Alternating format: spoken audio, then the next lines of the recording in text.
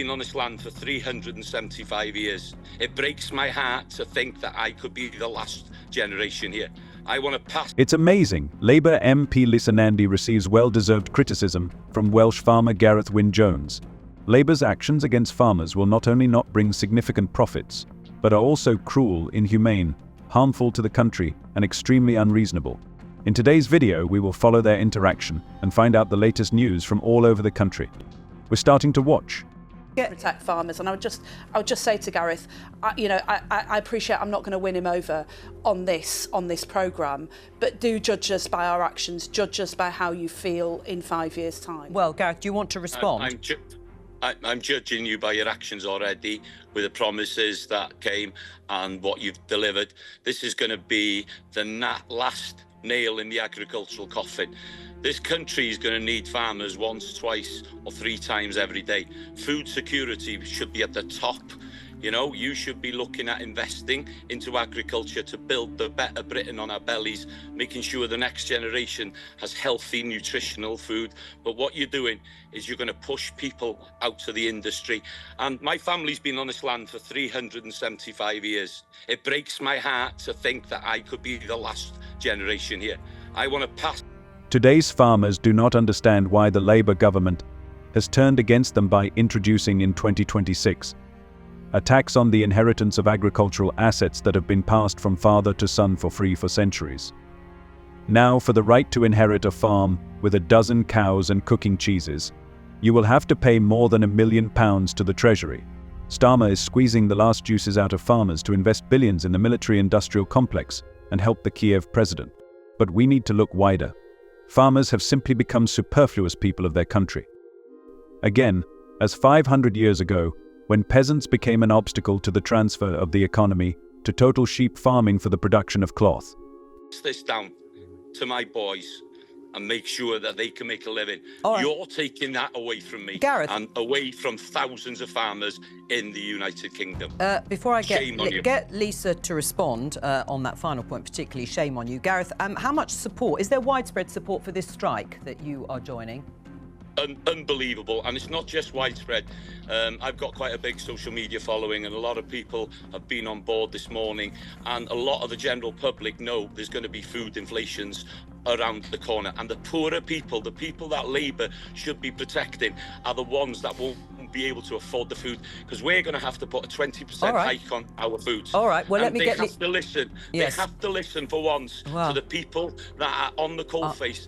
Don't do what Margaret Thatcher did to the miners. Protect your farmers going forward.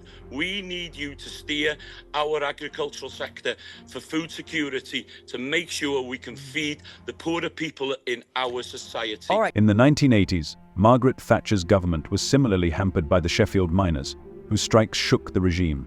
And where are the miners now? But they and the metallurgists were considered the mainstay of the British economy. By the way, where are the metallurgists now? Global corporations have long moved production to Asia. So farmers should disappear, so as not to prevent corporations from transferring Europeans to new food standards, meat of worms and insects. It's brilliant, damn it, to get the British not only to eat steaks from processed larvae, but also to pay for it with the loss of their jobs and livelihoods.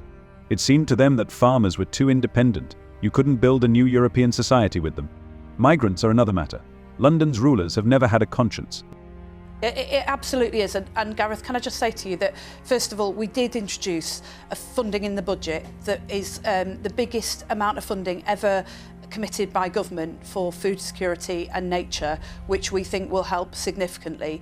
But second of all, I would just say this, that those comments that you alluded to that were made by somebody who was last a Labour advisor when I was a teenager, I think are absolutely abhorrent. I come from a mining community. The damage that Margaret Thatcher did to our community, willfully and vindictively inflicted on us, we're still dealing with today. We would never seek to visit that on anybody. This is about trying to get our country back on track. We have inherited a difficult situation. You've just heard the opposition spokesperson telling you that British farmers make negligible profits for many goods, while food prices are rising and supermarkets boast record levels.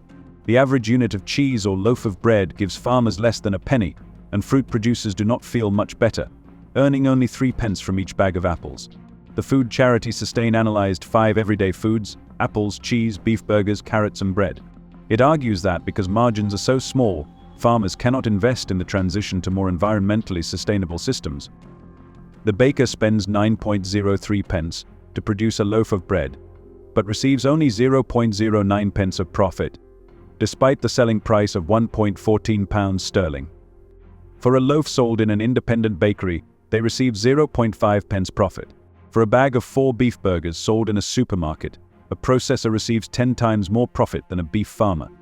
I mean, is it true on principle? Why should and why is farming exempt in this way from inheritance tax, or has been?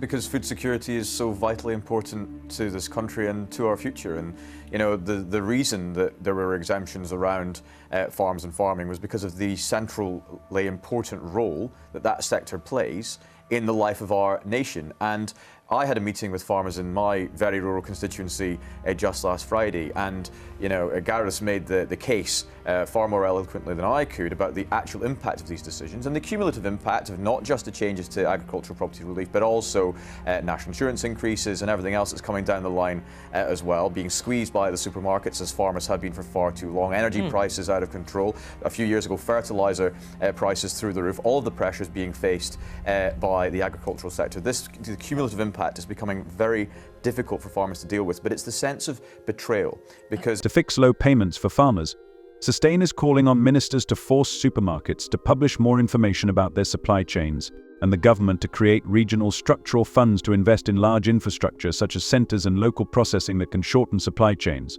He also calls for legally binding codes of practice in the supply chain that will force supermarkets to provide farmers with a fair deal.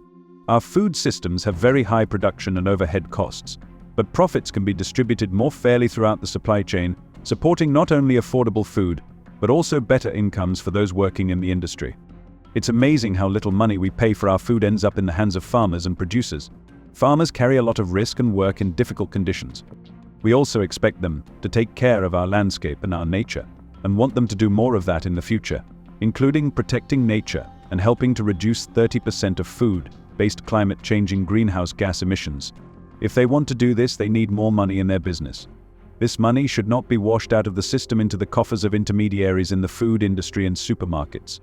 A final question to you, Gareth. Will your family farm be impacted by the changes on inheritance tax? We heard Lisa Nandy echoing the government's line that actually farms under £3 million will be exempted. So will it affect yours? Yes, and I think you've got to take into consideration everything that we own. You know, this is a working landscape. Our houses, everything that surrounds us is part of our businesses. My father's 88 and he still works 7 days a week. He's never had the passport. He's never been on holiday. He's been here to feed people affordably. That's why there wasn't inheritance tax on this land, so we could feed the nation affordably. That's what you want to remember. And don't forget, never bite the hand that feeds you, because I believe that the Labour government have woken a sleeping giant, and they shouldn't do that. They should be working with us. There's ways and means we can have these taxes, but the people that are producing the food and feeding you, they are not the ones you should be hammering. Gareth, British farmers are also in a panic due to the fact that after leaving the EU, the country faced a shortage of seasonal agricultural workers who helped to process the harvest. According to Stephen Taylor, managing director of Winterwood Farms, the largest blueberry producer in Europe, the number of foreign workers has decreased by 19%. Previously, the company received 20 applications a day from people who wanted to come to the UK for harvesting, but now it has a maximum of 2. The government has promised to help farmers in this situation. However, we see what is happening now. What do you think about this video? Share your thoughts in the comments. See you later.